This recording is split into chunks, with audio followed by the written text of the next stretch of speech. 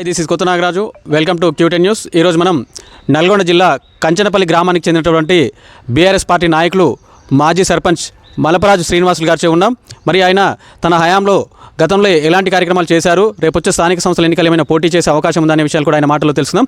నమస్తే శ్రీనివాసులు గారు. నమస్తే అండి మీడియా మిత్రులకు. సార్, మీరు మీ రాజకీయ ప్రస్థానం ఏ పార్టీకి వెళ్ళి మొదలైంది, ప్రెసెంట్ ఏ పార్టీలో ఉన్నారు? నాకు ఓటాకు వచ్చిన కాంచి మన బీజేపీలో ఉన్నానండి. ఓకే. మన తెలంగాణ రాష్ట్ర నిధులు నిక్షేపాలు అనే దాని మీద నినాదంతో ఉద్యమం స్టార్ట్ చేసిండు. అప్పుడు మన తెలంగాణ రాష్ట్రం అభివృద్ధి చెందాలంటే తెలంగాణ మన స్వరాష్ట్రం కావాలనే ఉద్దేశంతో కేసీఆర్ ఆధ్వర్యంలో మేము పార్టీలో జాయిన్ కావడం జరిగింది. Okay, right. మరి మీరు టీఆర్ఎస్ పార్టీ ఇన్ని రోజులు పనిచేస్తున్నారు. టీఆర్ఎస్ పార్టీ మీకు సరైన పార్టీ గుర్తింపు అనేది ఇస్తుందా? ఆ పార్టీకి గుర్తింపు ఉందండి, మాకు ఆ ప్రాబ్లం ఏమీ లేదు. మీరు మరి టీఆర్ఎస్ పార్టీలో ఎవరి నాయకత్వంలో పనిచేస్తున్నారు? భూపాల్ రెడ్డి గారు నాయకత్వంలో ప్రజెంట్ పనిచేస్తున్నాం. రాజమౌళి గారు భూపాల్ రెడ్డి నాయకత్వం. రైట్. మీరు గతంలో ఎప్పుడైనా పోటీ ఏ టైం ఏ పీరియడ్లో మీరు సర్పంచ్గా పనిచేసి? 2001 టీఆర్ఎస్ పార్టీ కేసీఆర్ స్థాపించినప్పుడు 2001 ఆగస్టు 18వ తారీఖున నేను సర్పంచ్గా ఎలక్ట్ అయినాను.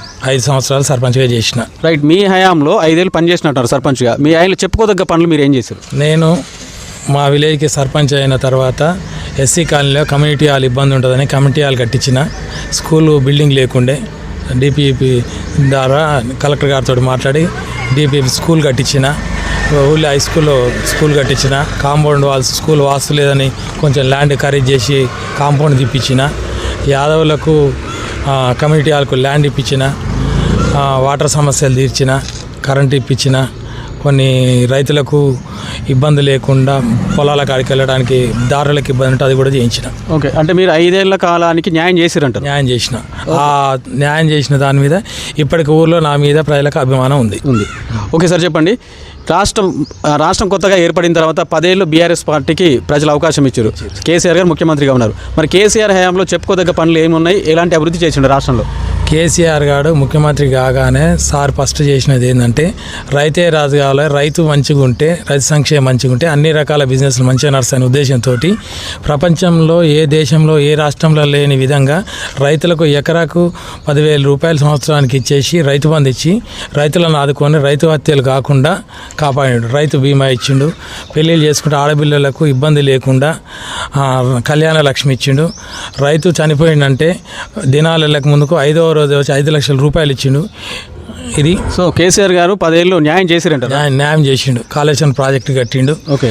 చాలా రకరకాలుగా అభివృద్ధి, తెలంగాణలో జాబ్లు వేసిండు. చాలా రకాలుగా అభివృద్ధి చెందింది. ఓకే సార్, ఇప్పుడు రాష్ట్రంలో కాంగ్రెస్ పార్టీ అధికారంలో ఉంది. ప్రధానంగా 6 గ్యారంటీల పేరు చెప్పి కాంగ్రెస్ పార్టీ తెలంగాణలో అధికారంలోకి వచ్చింది.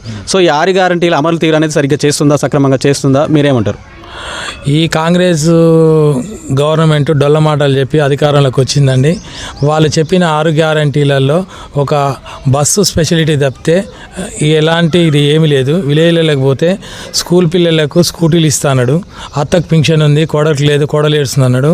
కోడలకు పెళ్లి అయిన ప్రతి వారికి 18 ఏళ్ళు నిండిన ప్రతి మహిళకు 2,500 రూపాయలు ఇస్తాడు. ఇలాంటి ఏం లేవు, కార్యక్రమాలు లేవు. రైతు రుణమాఫీ చేస్తున్నారు, రుణమాఫీ చేయలేదు. కళ్యాణ లక్ష్మితో పాటు రుణమాఫీ 2 లక్షల రుణమాఫీ దేశంలో ఎక్కడా చేయలేదు, మేము చేసామని చెప్పుకుంటారు కాంగ్రెస్? లేదండి. ఏ విలేజ్కి పోయినా కూడా అందరికీ రుణమాఫీ కాలేదు. మీ గ్రామంలో పరిస్థితి? మా గ్రామంలో పరిస్థితి ఏంటంటే పరిస్థితి కాలేదు. మహిళలు కూడా కేసీఆర్ గవర్నమెంట్ ఉన్నప్పుడు ప్రతి వాళ్ళు పోయి గవర్నమెంట్ హాస్పిటల్లో ఆపరేషన్ లేకుండా కాన్పు చేయించుకొని కేసీఆర్ కిట్ ఇచ్చి 10,000 రూపాయలు ఇచ్చి ఇంటికాడ తోలిపోయినరు. అది కూడా తీసేసింది గవర్నమెంట్, నడపట్లేకపోతుంది. ఓకే సార్, ఇప్పుడు రేపు వచ్చే స్థానిక సంస్థలు మీరు ఏమైనా పోటీ చేసే అవకాశం ఉందా? నేను రేపు స్థానిక సంస్థల్లో మా భూపాలరెడ్డి ఎమ్మెల్యే గారి ఆధ్వర్యంలో అవకాశం ఇస్తే నేను సర్పంచ్ చేయడానికి రెడీగా ఉన్నా. ప్రజలు ఊర్లో నాకు అనుకూలంగా ఉంది. రైట్. ప్రజెంట్ ఇప్పుడున్న స్థానికంగా మీ ఎలాంటి సమస్యలు ఉన్నాయి గ్రామంలో? మా ఊర్లో డ్రైనేజ్ ప్రాబ్లమ్స్ ఉన్నాయి. ఈ కాంగ్రెస్ గవర్నమెంట్ వచ్చిన తర్వాత కేసీఆర్ ఇంటింటికి నల్లా ఇచ్చిన నీళ్ళు కూడా రావట్లేవు. ఏ విలేజ్కి పోయినా కూడా మా విలేజ్తో పాటు ఊర్లలో మాత్రం మంచినీళ్ళు రావట్లేదు. మంచినీళ్ళ పరిస్థితి ప్రజెంట్ ఉంది. ఓకే. సో మన రాష్ట్రంలోనేమో కాంగ్రెస్ పార్టీ అధికారంలో ఉంది, మీరేమో ప్రతిపక్ష బీఆర్ఎస్ పార్టీకి వెళ్ళి సర్పంచ్గా పోటీ చేస్తా అంటున్నారు. సో మరి ప్రజలు ఓట్లు వేసే అవకాశం ఉందా? బీఆర్ఎస్ పార్టీ అంటే ప్రజలకు ఒక నమ్మకం ఉంది, కేసీఆరే మళ్ళీ రావాలి. స్థానిక సంస్థల్లో కూడా అన్ని స్థానిక సంస్థలు బీఆర్ఎస్ పార్టీ కైవసం చేసుకుంటే ప్రజలు కేసీఆర్ అంటే అనేది ఏందో తెలిసి కాంగ్రెస్ గవర్నమెంట్ పనులు చేయగలుగుతుంది. ఇట్లనన్నా మనం ఇబ్బంది వెనకబడిపోయినాం, ఆ రకంగానన్నా మనం ఖరాబ్ అవుతున్న మన పార్టీ ఇబ్బంది పడుతుంది, నెక్స్ట్ మనకు భవిష్యత్తు ఉండదనే ఉద్దేశంతో ప్రజలకు ఇబ్బంది లేకుండా అవుతుందనే ఉద్దేశంతో పోటీ చేయాలనుకుంటున్నాం. నిధులు తెప్పించుకోగలుగుతాం. రైట్. మరి గతంలో మీరు సర్పంచ్గా పోటీ చేయాలి, మీ హయాంలో చేసినటువంటి కార్యక్రమాలను దృష్టిలో పెట్టుకొని ప్రజలు మీకు మద్దతు ఇచ్చే అవకాశం ఉందా? ప్రజల మద్దతు ఉందండి, ఉందా? ఊర్లో మద్దతు ఉంది, ఆ ప్రాబ్లం ఏం లేదు. ఓకే. ఊర్లో వాళ్ళ మద్దతుతోటే వాళ్ళు చేయమంటున్నారు కాబట్టి నేను సర్పంచ్ చేయాలనుకుంటున్నా. ఊళ్ళో వాళ్ళ సహకారం లేకుండా నేను ఒక్కనే పోయి నామినేషన్ వేస్తే నేను గెలవను కానండి. కార్యకర్తలు కానీ అందరు కానీ అన్ని క్యాస్టులు మనకు మంచిగున్నారండి. సార్, ఫైనల్గా చెప్పండి, మీరు ఎంతోమంది స్థానిక సంస్థలో పోటీ చేస్తారు, బట్ శ్రీనివాసులు గారికి ప్రజలు ఎందుకు ఓటు వేయాలంటే దానికి మీరు ఏం సమాధానం చెప్తారు? నేను ఇంతకుముందు 5 ఏళ్ళు సర్పంచ్ పీరియడ్గా చేసిన అభివృద్ధి కార్యక్రమాలని అప్పట్లో నిధులు లేకున్నా కూడా సమకూర్చి, అసలు రాజకీయం అంటే ఏంటంటే ఫస్ట్ ఎమ్మెల్యే ఎంపీ అనేది కాకుండా వాళ్ళే మనకి ఇవ్వాలనేది లేకుండా మాకు ఒకసారి 5 ఏళ్ళు సర్పంచ్ చేసిన ఆ నాలెడ్జ్ తోటి ఏ ఆఫీస్కి పోయి ఏ రకంగా నిధులు తెచ్చుకోవాలి, అభివృద్ధికి ఏ ఆఫీస్కి పోవాలి, ఎట్లా తెచ్చి విలేజ్ డెవలప్ చేసుకోవాలనే అనుభవం నాకు ఉంది కాబట్టి ప్రజలు కూడా సహకరిస్తారు. ఖచ్చితంగా పోటీ చేస్తాను. ఖచ్చితంగా పోటీ చేస్తారు. ప్రజలు మద్దతు ఇస్తారు. గెలుస్తారంటారా? గెలుస్తాం. ఓకే. రైట్. 10 ఏళ్ళు ఈ రాష్ట్రాన్ని బీఆర్ఎస్ పార్టీ పాలించింది. బీఆర్ఎస్ హయాంలోనే అభివృద్ధి చెందింది. ఈ 17 నెలల్లో కాంగ్రెస్ అటర్ ఫ్లాప్ అయింది. 6 గ్యారెంటీల పేరుతో ప్రజల్ని మోసం చేసింది. ఇక్కడే కాదు, రాష్ట్ర వ్యాప్తంగా కూడా బీఆర్ఎస్ పార్టీకి వెళ్ళి పోటీ చేసిన స్థానిక సంస్థలు పోటీ చేసిన అభ్యర్థులందరూ కూడా గెలవబోతున్నారు.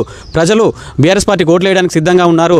నేను కూడా పార్టీ ఆదేశిస్తే, మాజీ ఎమ్మెల్యే గారు భూపాల్ రెడ్డి గారు ఆదేశిస్తే ఖచ్చితంగా పోటీ చేస్తాను, వారి ఆధ్వర్యంలో పని చేస్తాను, గ్రామాన్ని అభివృద్ధి పథంలో నడిపిస్తానని చెప్పేసి శ్రీనివాసులు గారు అంటున్నారు. ఖచ్చితంగా సార్, మీరు మీ గ్రామంలో సర్పంచ్గా ఉండి మీ యొక్క అభివృద్ధి కార్యక్రమాలను మీ గ్రామం ఉపయోగించుకోవాలని చెప్పేసి క్యూటెన్ మనస్ఫూర్తిగా కోరుకుంటుంది. ధన్యవాదాలు sir. Okay, thank you sir.